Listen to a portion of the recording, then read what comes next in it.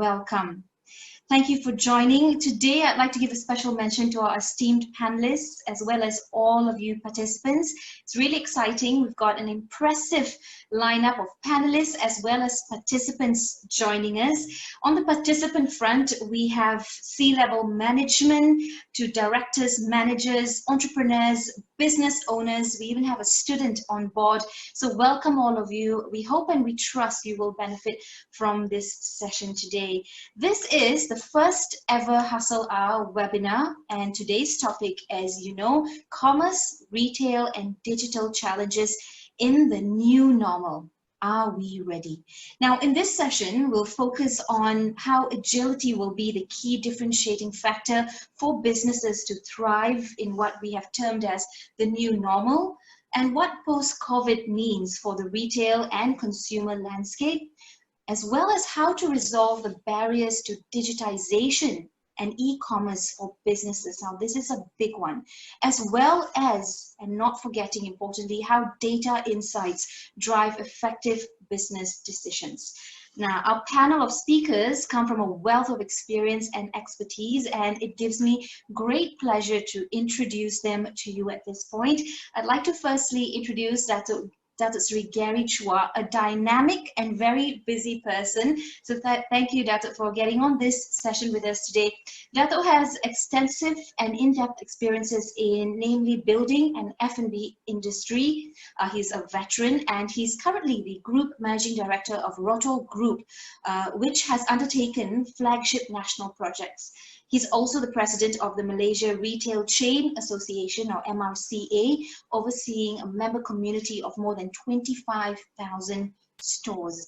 And on this session today, Datuk will weigh in with his point of view on topics like adaptability, speed, customer centricity being the new norm in retail. Also joining our esteemed panel today is Raymond Devadass.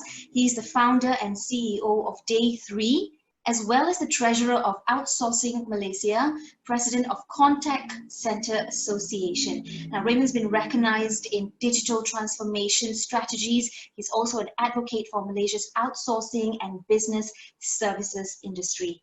And on today's session, he will weigh in on digitization and thought leadership being a competitive advantage for your business. And we have as well joining our esteemed panelists today, Lionel Lau. He's the founder of dineout.com and #JomTapau.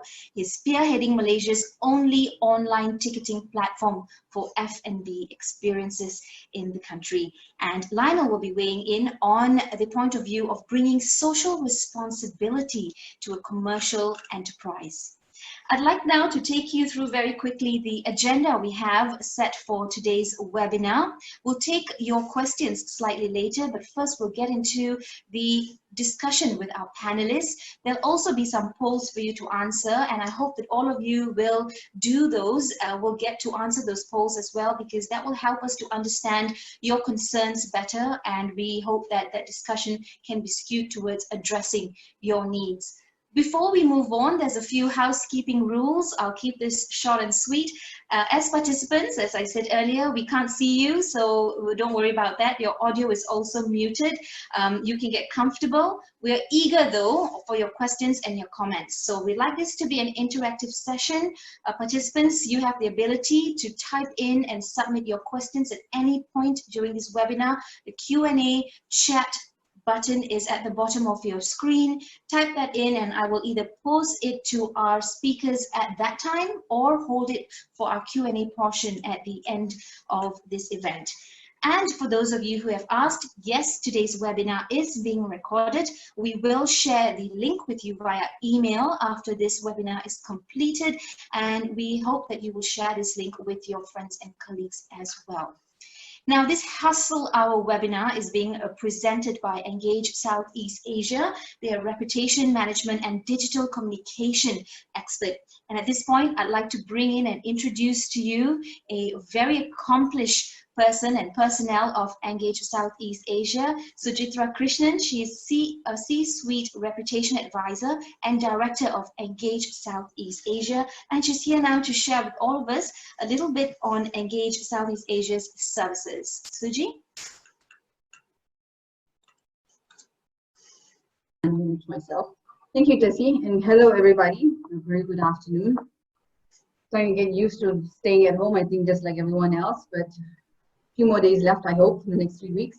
But I think what we see today is the landscape's obviously very different, and that's what our panelists will take us through, not steal their thunder. But let me just talk a little bit about who we are and just get the ball rolling. So as Jessy pointed out, we're a reputation consulting firm. We're also focused in digital marketing. So there are 4 core areas within which we focus on. And that will be the business, the nature of our consulting firm is based on data and digital first approach. That's how we, thank you, thank you, moderator. And this is how we have assigned, or this is how our organization is structured. So everything that we do and the counsel that we bring to the table is built around proprietary methodology, which means it's data first. We have a look at the digital competitive landscape that you're in, do a little bit of market insights again to the nature of your industries, and get a better handle, or help you get a better handle on who your customers are, where they are, how are they engaging today, what matters to them, and determine really what some of these pain points are. From this proprietary methodology, we then deliver, or we then develop a communication strategy that's typically rolled out over the course of 6 months to a year. In that strategy that we develop, we're very focused on making sure that the outcomes are measurable. And we have our panelists today have come together to talk about some very pertinent things around how consumer preferences have changed. And some will say changing, I posit that it's changed. How are supply chains changing in that same momentum? And what has, or how has digital become now the new norm? Not just retail, but e-commerce and beyond all of that. So it's very exciting for us to have our panelists here to be able to talk us through all of that, and how some of this can be actually your competitive advantage as well, and how data can be a part of that in telling your story in the current climate. So on to you, Jessy, just in case I get cut off again. Sorry about that. On to you, Jessy, and to our panelists, thank you so much for being here. Thank you very much, Suji, and on behalf of Engage Southeast Asia, once again, thank you for joining this call. We will provide you with a recording. Of course, we'll edit the choppy parts and just give you the juicy parts of the conversation today. Participants, at this point, I have a surprise for you. There will be a complimentary 10-minute mentoring session where you can choose to speak to a speaker of your choice from our panel of 3 speakers today. We will be picking this participant through a lucky pick via your registration number. So we will let perhaps Suji pick that lucky person, and we will be offering the lucky participant an option to speak to a panelist so that you may post your question or your company's challenge or your business inquiry towards one of these very experienced panelists. And that's what we're doing for you today. So we hope that that is fruitful for you. It's a last-minute decision. We thought we'll do it because so many of you have been so supportive and, of course, are joining us on this very first Hustle Hour call. Ladies and gentlemen, I'd like to now pull up a poll question for all of you. I'm going to get the conversation going with our panelists. In the meanwhile, please take about 30 seconds to fill up this poll so we can better understand what your challenges are. What are your biggest challenges in keeping business moving? It's a multiple choice question. Just tick that and send it through. Of course, none of us on the panel can vote, so we won't be responding to that. Which brings me to the kickoff of today's discussion with our panelists. Once again, panelists, thank you for your patience. All of you have been very much helpful, and we can't wait to dig into the insights that you have. I'm going to post this question for all 3 of our panelists today, and that is defining the new normal. Now, it's day 58 of the MCO, the CMCO, and Malaysia is gearing up to open the economy. sometime soon. We don't know yet, but it's definitely going to be more than 2 months after the MCO. So what is this new normal going to look like for businesses, for industries, as we move forward? I'd like to first open the conversation today. Perhaps, Datuk, you'd like to weigh in on this.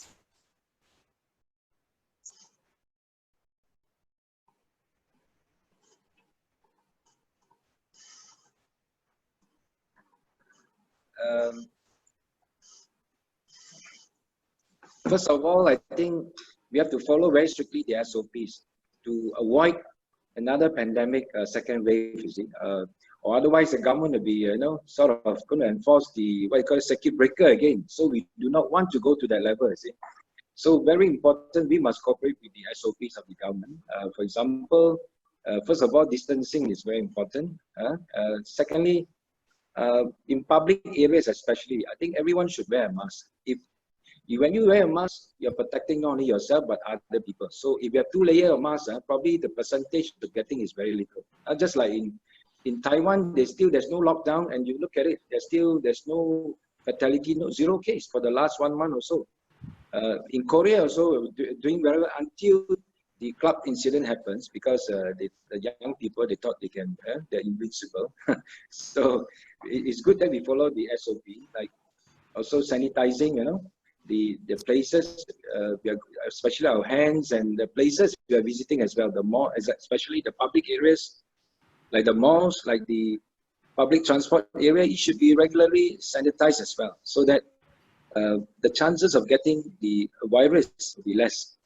Right, Raymond, perhaps you could come in now with your view on what the new normal is going to be like for businesses moving forward.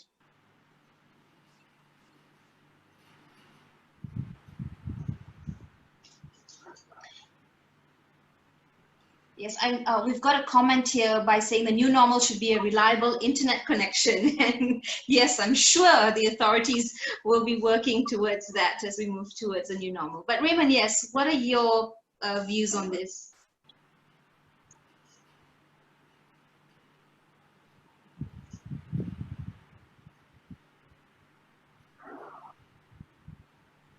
Raymond, can you hear me? Oh, sorry. Yes. Okay. So I totally lost you there. The internet connection is back. So, let me put things into perspective into what has happened over the last 50 odd days. What this pandemic has caused us. Number one is that, if you look at it, there is a restriction on gathering, whether it's a social gathering or an official gathering at work. There are restrictions of movements. People have become more conscious about hygiene. So this typically has sort of now, in the last 50 odd days, has sort of molded and shaped the way we behave. And you said 50 something days, when you read a lot of books, you realize that, they say that it takes about 66 days before, for you to practice something consistently for 66 days before it really becomes a habit. And we're getting close to that 66th day, For most of us, this will become a habit. So what really is going to happen going forward? I think the two things that are going to shift fundamentally. Number one is this whole new, I don't say it's new, the last 2 years we've been talking about this digital economy. We've been talking about this more highly digitized economy. So I think that is going to become a little bit, that agenda is going to come a little bit more stronger in coming months. As we talk about, we use the word contactless or contactless. So I think that is something that is going to shift our behavior. A lot of us will start going and embracing e-commerce a lot more easily than we were in the past. And that's something that's not new. That's something that has been happening over the last 2 years, and very slowly we've been transcending into this new position.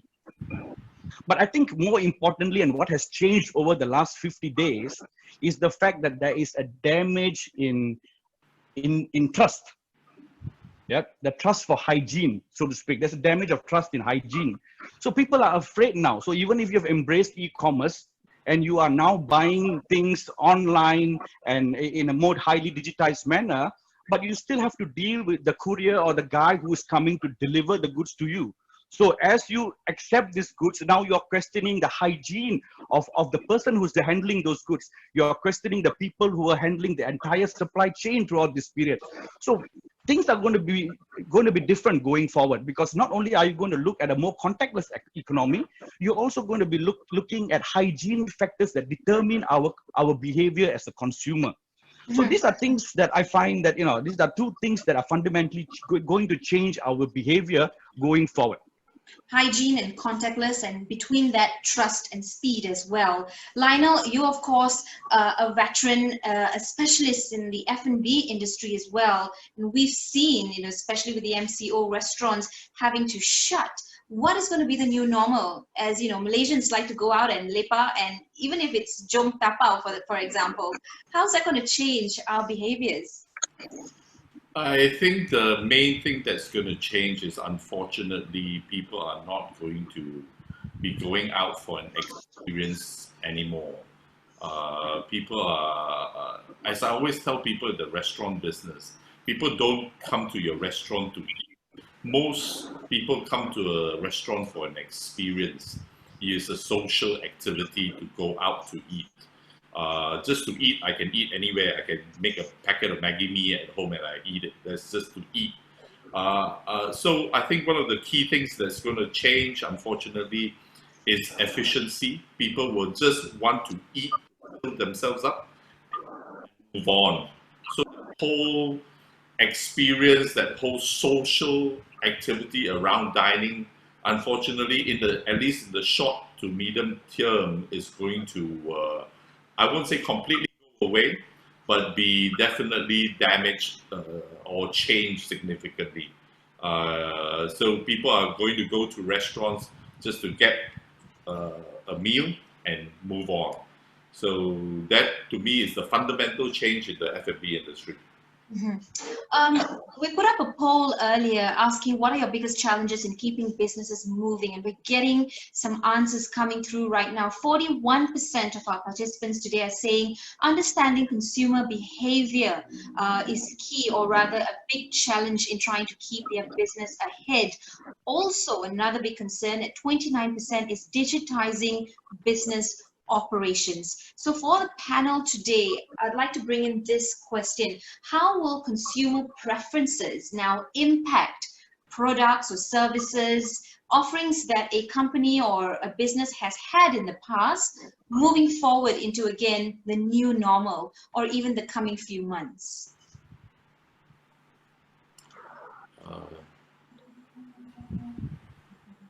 Lionel, maybe we can take from, Raymond? Yeah.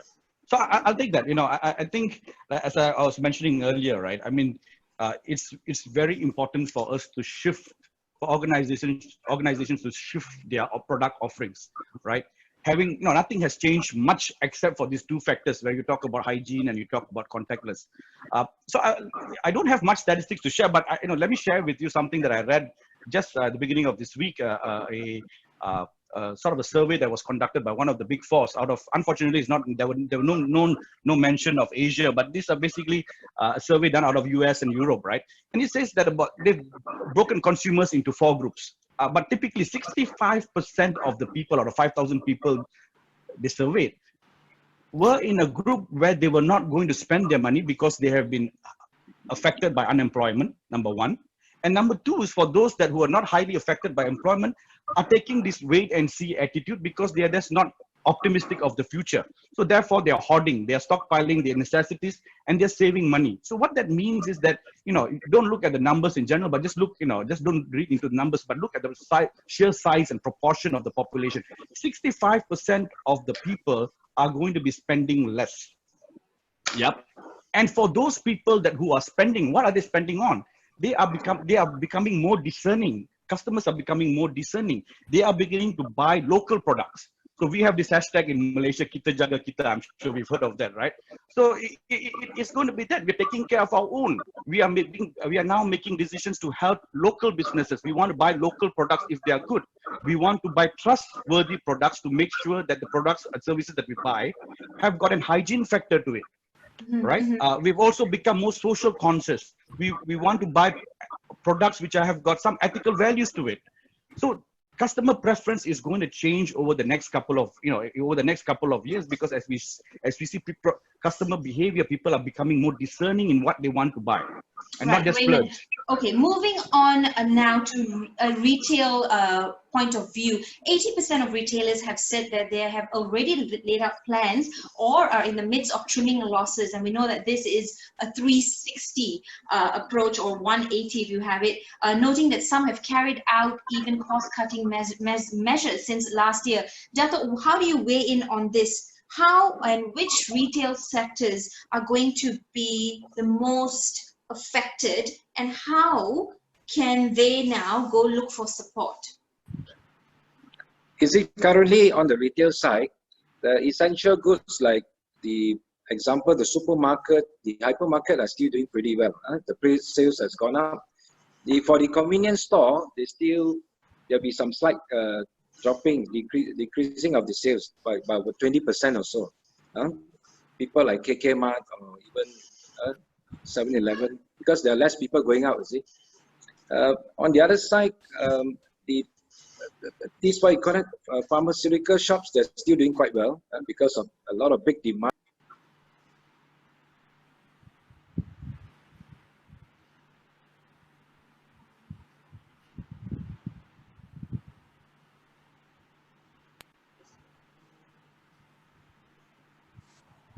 We have you back, Dato', now. Yeah, sorry. So these are the areas they'll be still quite positive, you see. Especially those who are doing more online. Come to electrical goods, we have some members like Harvey Norman and Sen Heng. But Sen Heng actually still did quite well during the MCO, because they have a very good data, and they started actually digitalization online much earlier. So you can see even they have a drop, it will not drop like something like 70-80%. It probably dropped like 40-50%. So it's still a pretty good figure in terms of retail, you see. Like, of course, other like fashion, F&B, all these are big sufferers, because there's literally nobody coming to the shops now, you see. Even with the opening of the malls now, you can see many people are still shying away from the malls for whatever reasons. As just now Das was saying, it could be spending, could be hygiene reason. So the very important thing now, the malls and the retailers have to work as one, including the government has to give a very big push on this area to create value for money and also safety. We have to first of all tell the public that, okay, the malls are fully sanitized. I think many of them have done it, the major malls. And then there's all kinds of easy system as well. Currently, there are some, let's say, patrons when they go to the mall, you probably have to be scanned in so many shops. So now, there's companies are supplying a system that, like an AI system, they have a facial recognition, at the same time can take a temperature, and also with data inclusion. So you don't have to walk around so many shops and register your name and taking temperatures and all those. I think this will be some good example the malls have to invest on, is it? And to create sort of safety and sort of convenience to their patrons again. That is one thing. The other thing, people are still looking for value for money. Look at Bali example. I looked at Bali many years ago. After the bombing, there's literally nobody goes there. But after that, there's a very aggressive campaign by the airlines and the hotel. We group together, you know. You can see that within 1 or 2 months, the crowd came, in fact, in bigger waves because of value for money. You spend so little and you get so much out of the trip, you see. So these are some of the things I think retailers can do. Of course, online is a very important area now. Absolutely. So I'm going to come to Lionel based on that keyword, online, digital platforms and transformation from a traditional business platform, brick and mortar perhaps, having the necessity now to embrace digital technology. And we know the F&B sector here in Malaysia as well has transformed quite a bit. But how can F&B restaurants or outlets now begin to embrace digital transformation? What are some of the challenges you were seeing out there? Because obviously you have the F&B ecosystem, Dine Out. Okay, it's frankly quite frustrating because unfortunately many of the local eateries are still very apprehensive of being digital or going digital.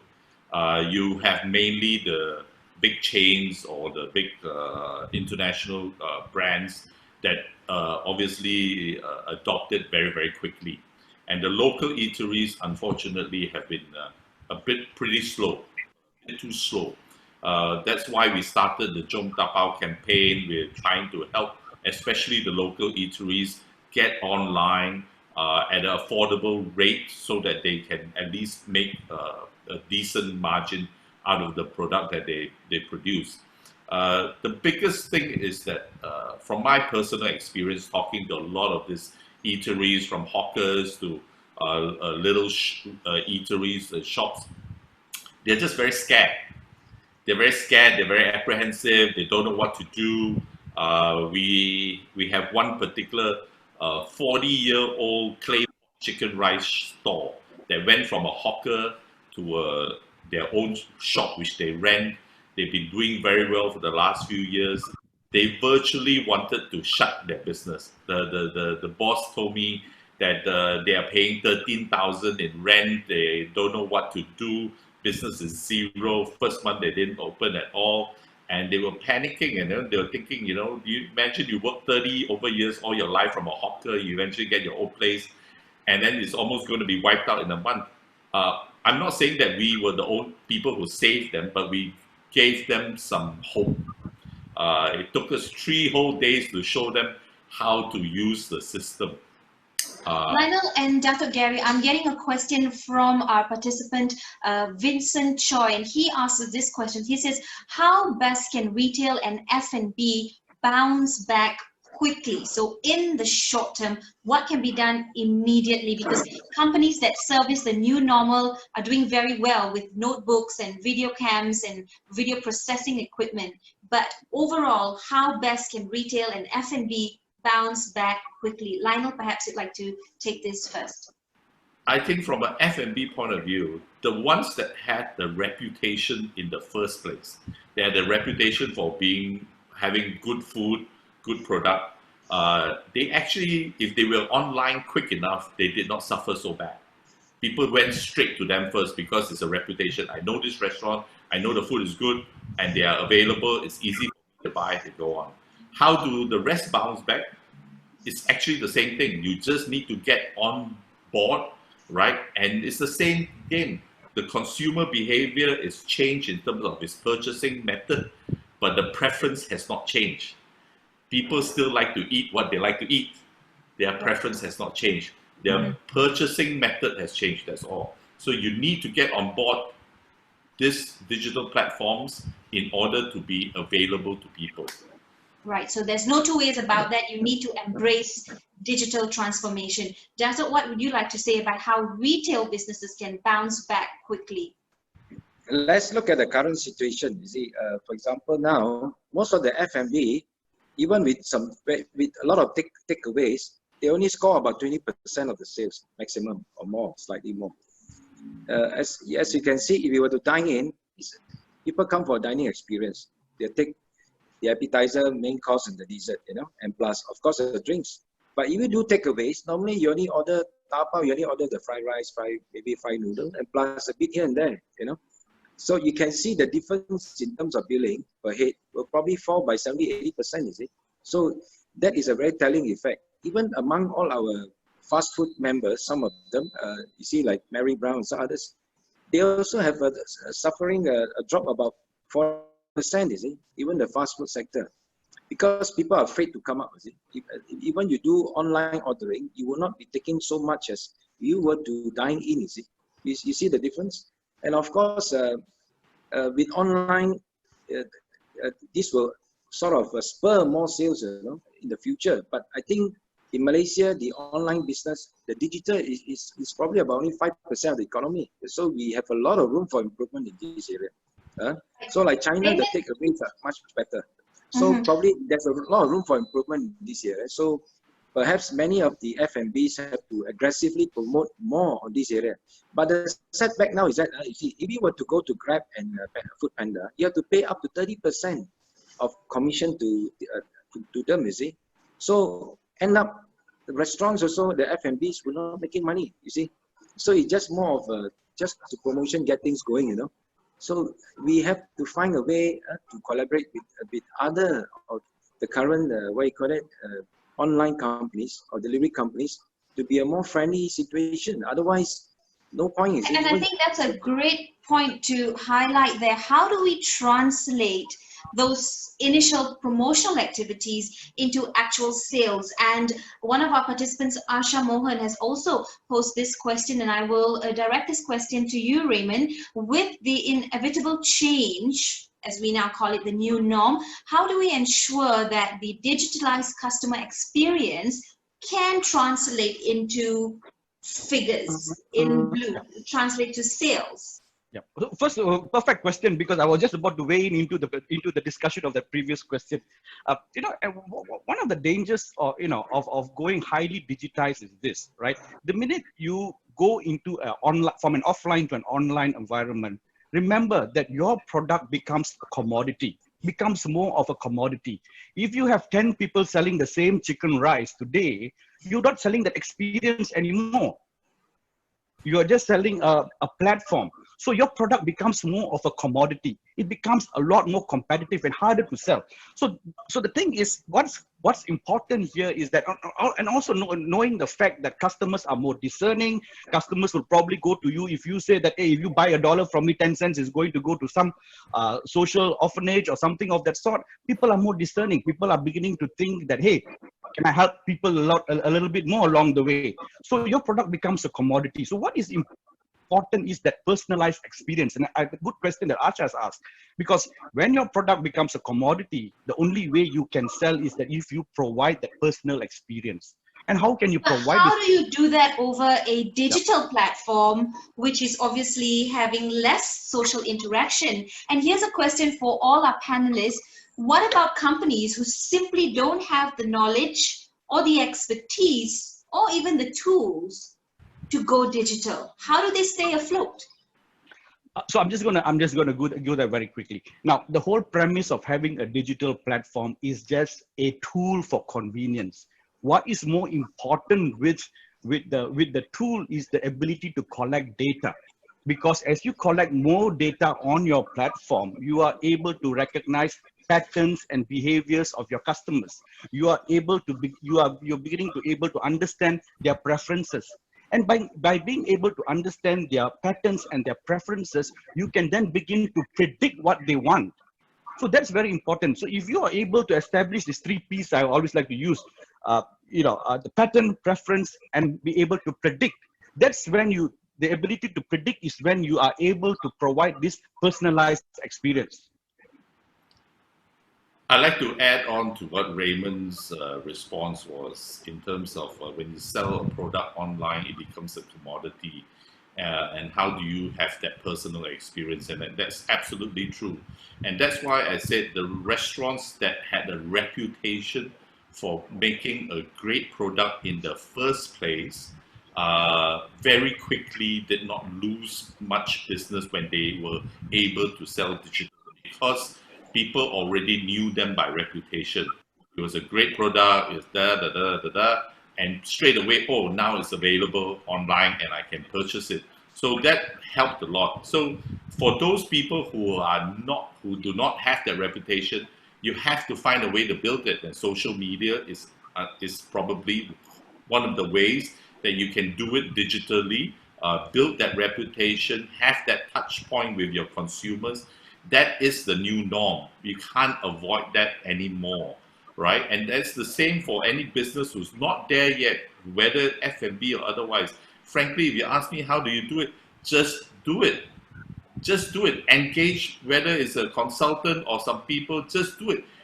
The worst thing is to sit here for 60 days in fear of taking that first step. What am I going to do? You have to just do it. Sure, we'll probably make some mistakes along the way. But if you don't do it, you are definitely moving backwards. And that's this whole thing has been a great flattener of the curve. Everybody is almost on the equal plane, right? And so if you're not so good and if you engage in it, you'll probably get ahead further. And if you're very good and you didn't keep it up, you'll probably come down. So that's probably the challenge that you have with your business. You got to do it. Just do it right. That, I think, is a slogan we can all remember. And once again, earlier Vincent, one of our participants, said that the question wasn't from him, but now I'm sure this question is from Vincent Choi. He poses this question to you, Dato, and he says, in your own company and through your own experiences, you've of course been involved in many flagship turnaround projects. What were some of the digital transformation initiatives that you looked at? And now, moving forward as well, what are some of the initiatives that your company, your team is looking at right now? You see, for MRCA, we are initiating a digital mall. So this would also help all the members to put online all their products in the future. This is one area to help our members, but of course, in future, we may open to other participants as well, to make it more solid. And for our companies, there are many ways. During this MCO, there are many things to look at. First of all, you have to look at your customer base. Are you going for, after the MCO, are you going for the middle income, middle bracket, or the upper bracket? That's one thing. And then the other thing, if you have the budget, would you like to diversify to more sort of sure industry in the future? For example, the essentials, it could be like, these wellness products, this food industry, not the restaurant side. I mean, the production of food industry, for example, could be the mini market, or producing of food. In fact, the government is going to encourage one of these areas, the agri-tech, to make it more sexy and more sort of viable for even the graduates, the fresh graduates, the younger generation. I think this would be one of the good areas to look at. It will be more viable, and you can have a good regular income because it's essential, and that is very important. And for long term to survive, we must always now, especially on the retail side, we must always go online and offline. We must have both.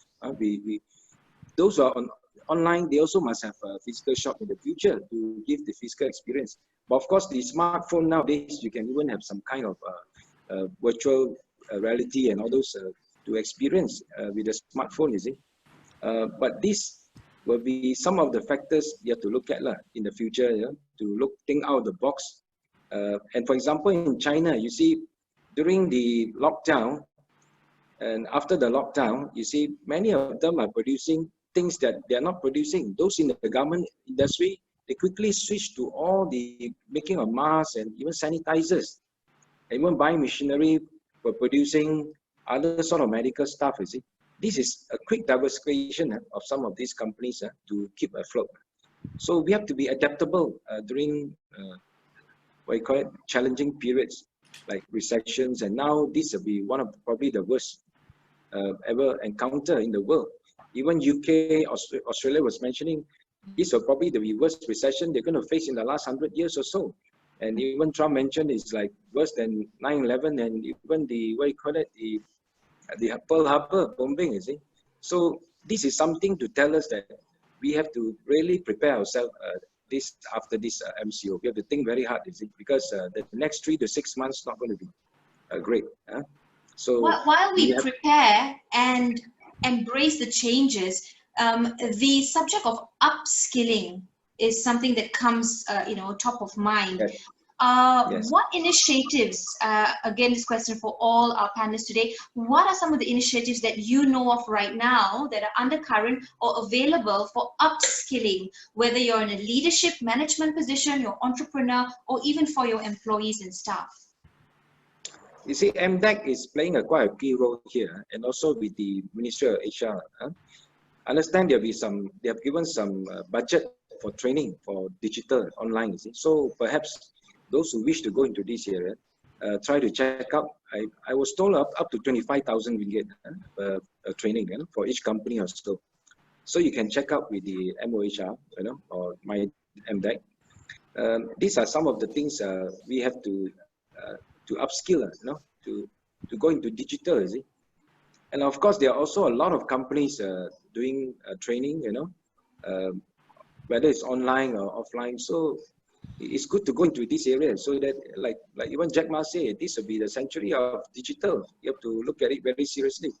And even the Fortune 500 companies nowadays, more than 50% are of digital companies anyway. And by 2030, probably the whole world, 85% will be digital. So we have to really start at this stage and move forward. You see, even we are still very young, but we have to start moving. You know. Lionel? Yeah, I frankly, if you're a small company or mid-sized company, frankly, if your staff is below the age of, I'm going to say it out here, below the age of 45, they're probably digital already. Okay, it's just that your company has not embraced it. Your staff is probably digital already. They've learned to use WhatsApp. They've learned to use social media. They've learned to use email. It's about you embracing digital into your own business, putting things on the cloud, etc., you know, enabling people to work offline, off-site, sorry, etc. So actually, you don't need to retrain everybody, if you ask me, unless you're going into very specific technical things.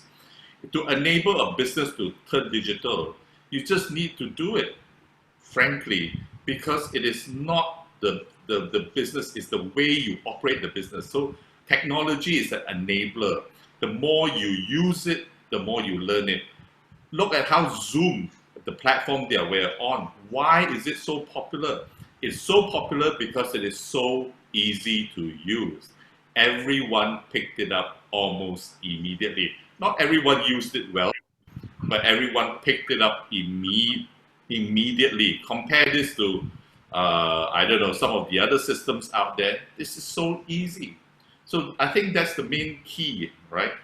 You have to just go ahead and use it. Enable your business to use technology. Don't be so scared. Raymond?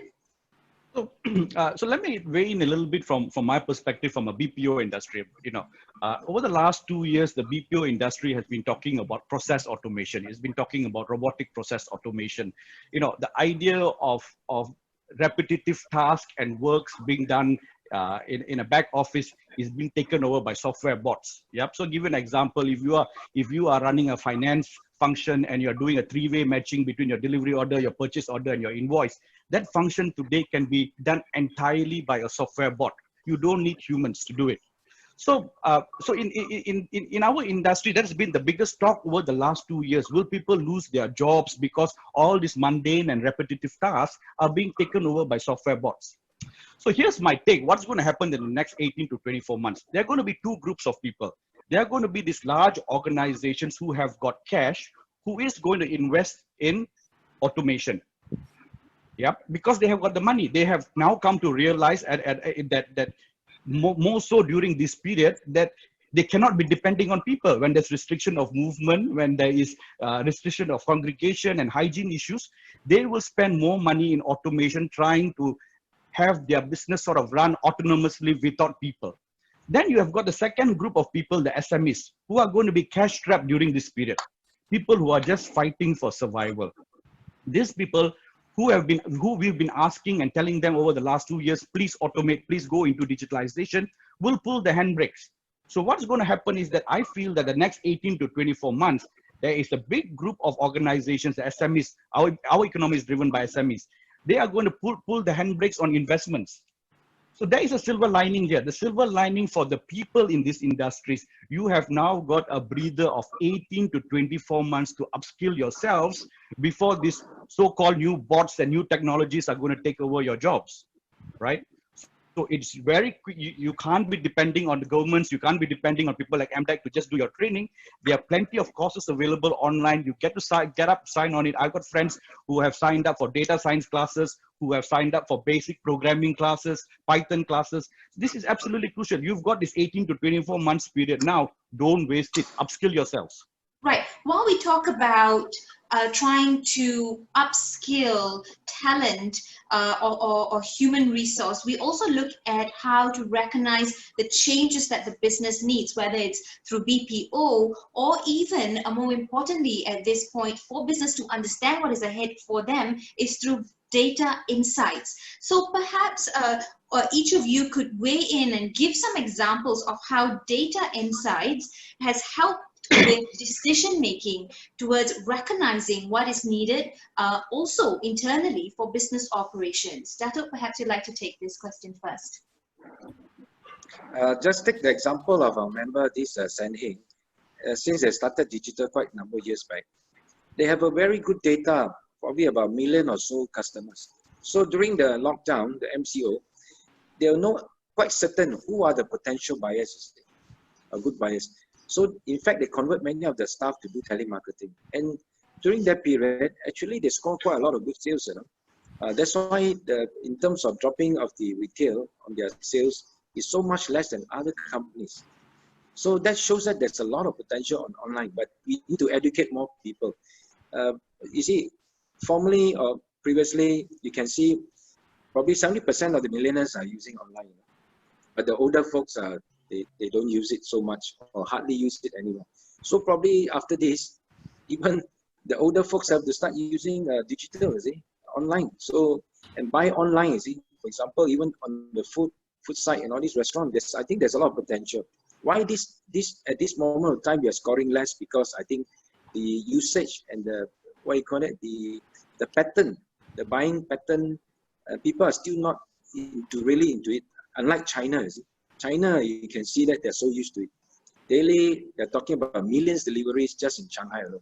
So these are some examples. I think there's a lot of potential for digital to grow in the marketplace in the coming years. Lionel? Yeah, I think for the F&B industry, data insights is very key. So when we first started, right at the beginning of the MCO, every eatery that we worked with wanted to put the entire menu on the platform. They wanted to put the entire menu on the ordering system. And we told them that you need to try and keep it simple because people want simple, efficient. I want to see what I want, what are my choices, click, click, click, and purchase. So what happened was, as the days went by, you could see the same or the different, the particular type of product that people bought most often. And that's how we showed them that data in order for them to streamline their menu. It goes back to what Raymond said at the beginning, where you use data and you predict what people are going to want or buy. It's the same theory, right? So then you streamline it and make it efficient, because at the end of the day, when people go online to purchase something, they want efficient. The greatest customer service is when there's no customer service needed. When people just be able to do everything on their own, purchase, and they're done. Right. That's how data can really help you on your insights as you read this. And it's a real challenge, but it's quite fun trying to teach a hawker how to read the data, trying to show them which prawn mee version prawn mee sells the most, or which, But yeah, that helps us all in all types of businesses. Right.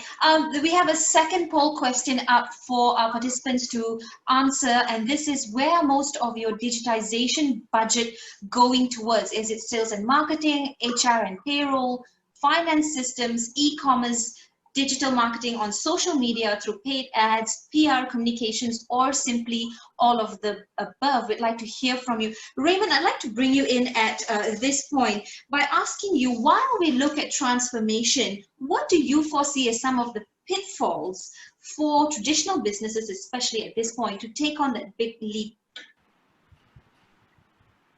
Well, I think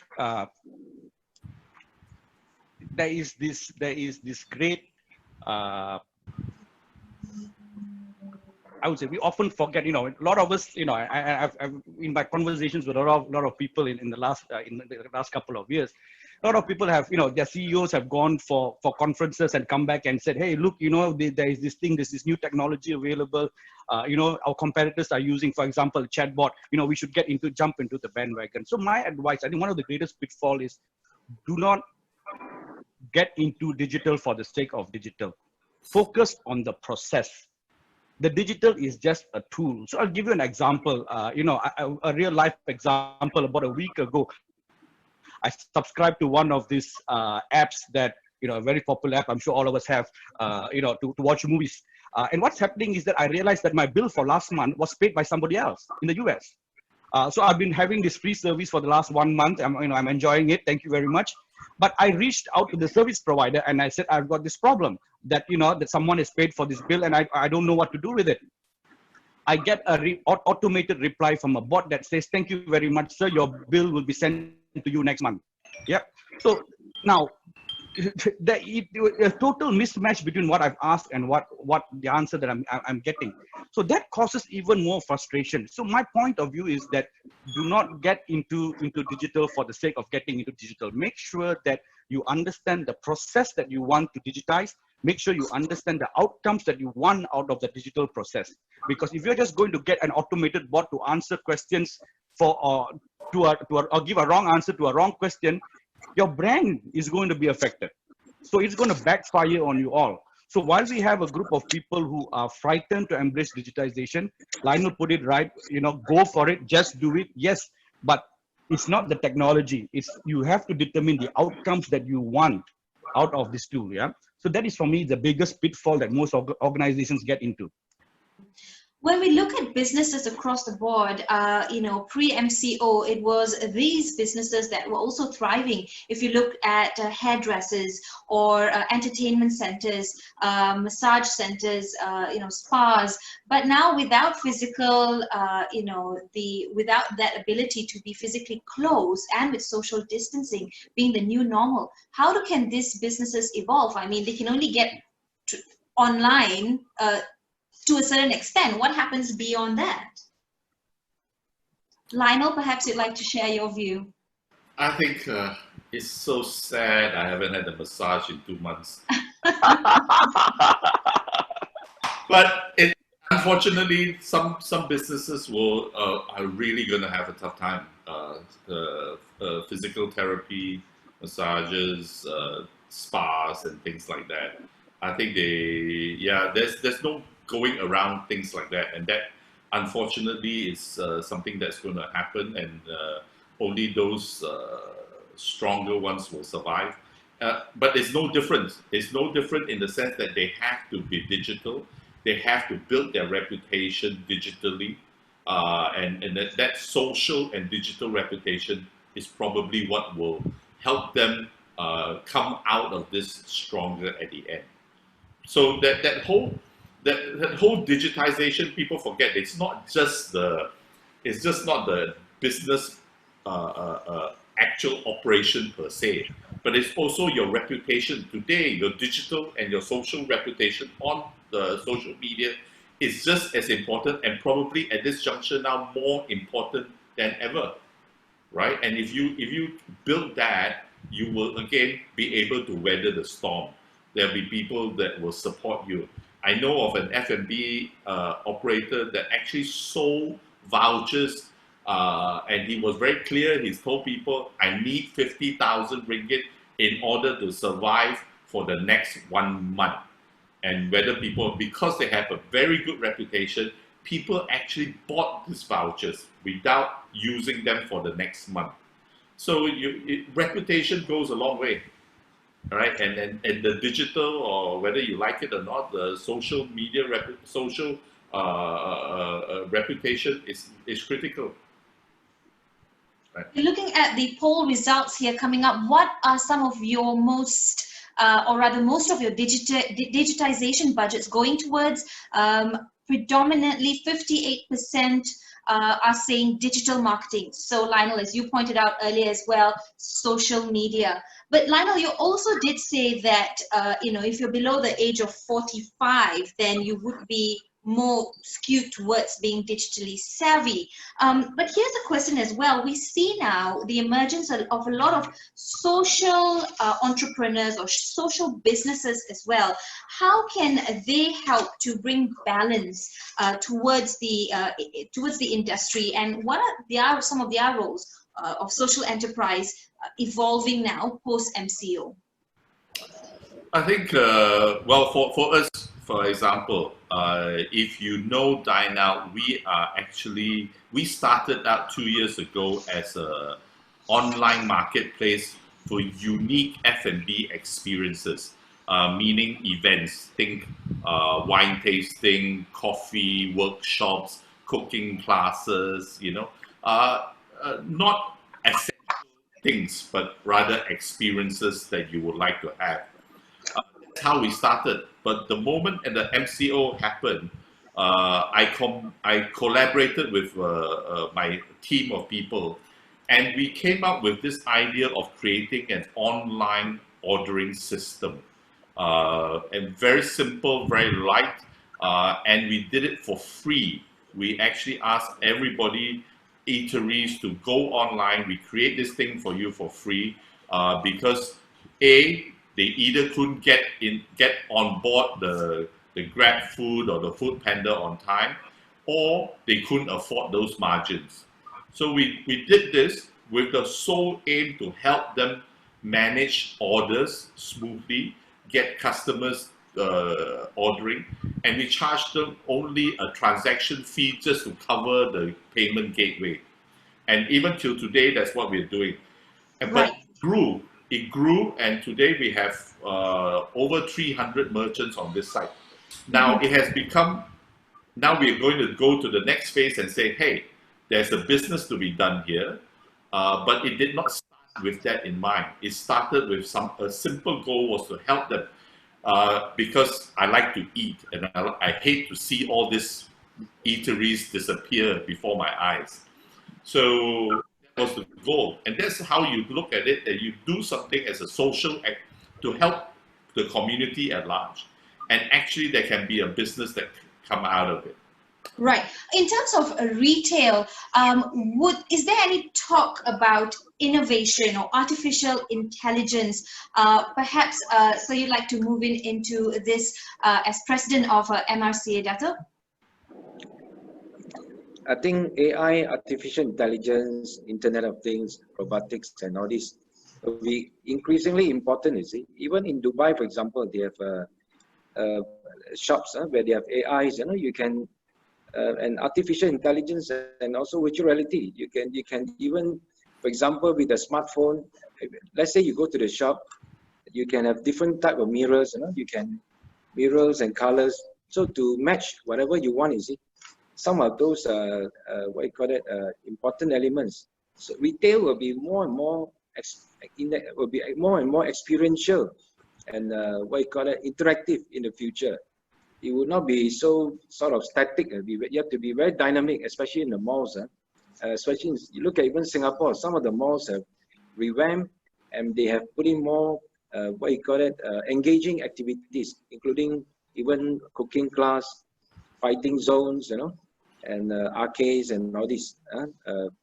Live fish market, the restaurants and all this, to add in more activities. And in future, probably even have drones and all this to identify, let's say a kid has been lost in the crowd. It can be detected easily, And there's so many other things. I think this is more and more digital transformation we need to engage in the future to drive the retail, see? And of course, e-payment is very important. Look at e-payments today. In Malaysia, he has far exceeded even the credit cards. Although credit cards was the first one to start online, you see, now the e-payment wallets have actually exceeded the credit cards as well. In a time pre-MCO where we were talking about, for people to take up e-wallets and download those apps, suddenly we all sort of forced into that direction as well. We don't have much time left on the clock. We did start a little bit late. I've been told to only ask one last question, but I'm seeing some really interesting insights, comments, and observations from our participants. Very quickly for all the three speakers today, Zen Hui, who's on today's session as a participant, she says that will companies during this time of crisis want to spend money to engage consumer research, or will they choose to do it themselves through their own polls and surveys? What would be your recommendation for companies that are unable at this point to stretch that dollar? Datuk, perhaps you'd like to take this question first. I think observation is very important, you see. Sometimes you go to different restaurants. Why even during the lockdown, like just now, Lionel was saying, one of the high-end restaurant was quite packed, you see. So of course, it's not the same as the pre-MCO, but there must be some elements of facts that can draw people, after the even during this period. So these are some of the observations we should look at. You see, could be the branding, could be the pricing, could be the ambient, could be all kinds of other marketing, perhaps aggressive online marketing as well. Right, Raymond. Yeah. Yeah, no, I think to the question whether the organizations would want to spend more money on research, I think you have no choice. You got to have some amount of research gathering, to continue to survive. But having said that, there are a lot of other people who are already paying that tuition fee for you. I just mentioned one report earlier that I read over the week. That had come out of the US, was from one of the big four. There's plenty of literature out there to sort of gauge what kind of customer sentiments. It may not be applicable to Malaysia as a whole, but I think from the trend, you can see that some of them are actually applicable to here. So I believe there's plenty of literature out there. I've been seeing a lot of it. I think I've been getting tons of SMSs, PDF forms of a lot of research out there. It's for us to actually sit down and read and decipher some of them, which is applicable for our own businesses. Lionel?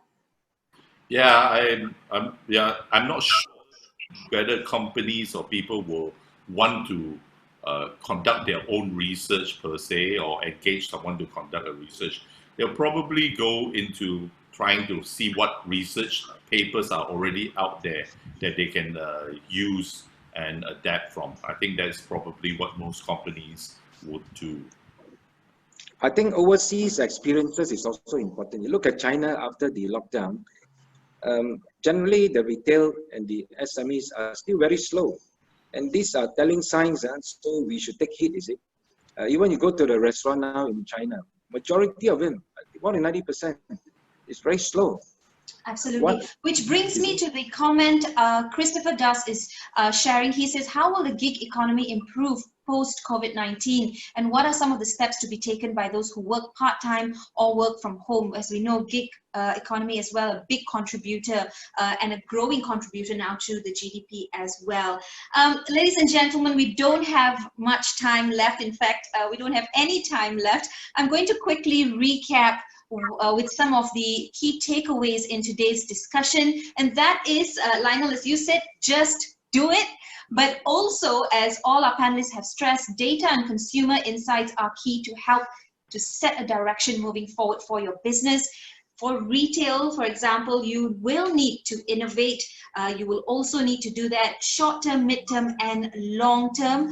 Raymond, as you pointed out, lots of literature out there. People are already paying your tuition fees. Use some of those examples as well. And perhaps importantly, at this point, do not lose sight on experiences and what customers are looking for as you embrace digitalization. Before I let our panel go very quickly, what would be your 10-second summary to today's discussion? Datuk, let's start with you. You look at, very interestingly in America, the digital companies like Netflix specialize on games, Amazon online, and also Microsoft. They're still at record high in terms of pricing, you see, the share price. So this tells us a story that we really have to go into digital. And with Industrial Revolution 4.0, it's nothing about digital.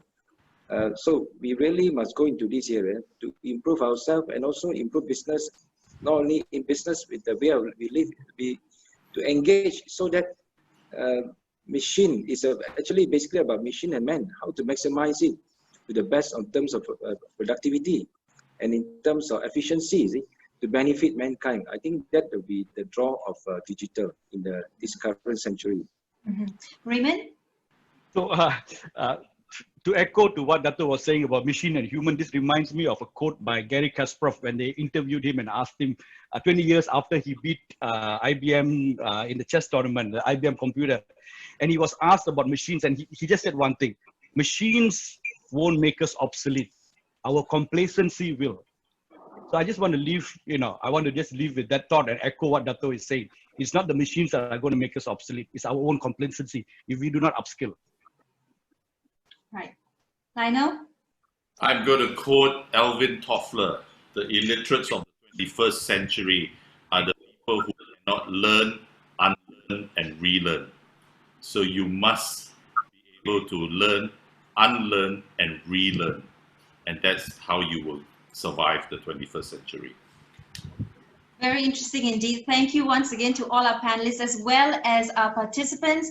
Thank you for joining in today's webinar. That has been our three main speakers today, Datuk Seri Garry Chua, Lionel Lim, and Raymond Devadass. We'll also like to say that if you have additional questions or if you'd like to connect directly with Engage Southeast Asia and their team, you can reach out using their contact information available on their website or on LinkedIn as well. So once again, thank you very much, everyone, for your time. Have a wonderful day ahead. For those of you who are waiting to see if you're the lucky participant, the Engage team will be in touch. They'll be either calling you or sending you an email to inform you if you have been lucky today.